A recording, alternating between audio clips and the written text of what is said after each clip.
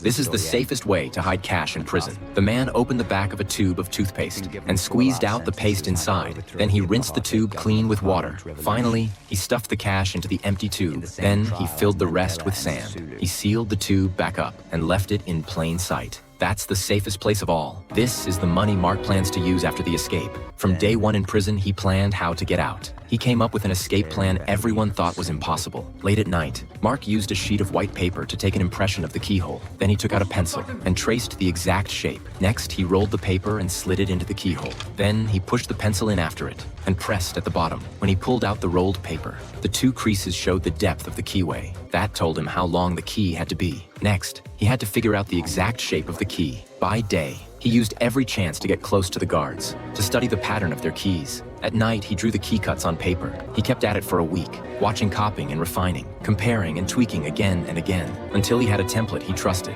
But what could he use to make a key? In prison, options were scarce. During work hours, they were assigned to the prison woodshop and quietly grabbed the strips he needed. He planned to hide them in the bottom of his thermos. But at the end of every shift, guards checked every thermos. When it was Mark's turn, the guard saw he was way too nervous. So he checked his bottle extra hard. He did not just bang it a couple times. He shook it hard as well. Nothing rattled inside. Mark had planned for that. He had stuffed a towel in there. That is how he dodged the risk. With everything in place, he started carving the key. Mark worked with care. Even the burrs left by the hacksaw, he sanded smooth. Then he glued the pieces together and set it under a lamp to cure, to speed up the glue. At the end, he filed the teeth to match the template. Mark could not wait to test it. He turned it gently. The key actually moved the pins inside. It stuck a little in the middle, but it still did the job. That crisp click to him sounded like the sweetest music. The second door was heavy steel, and it opened only from the outside. Same approach as before. This time, he made the second key fast. Mark tried it out. He popped the lock again with ease, but when he turned it back,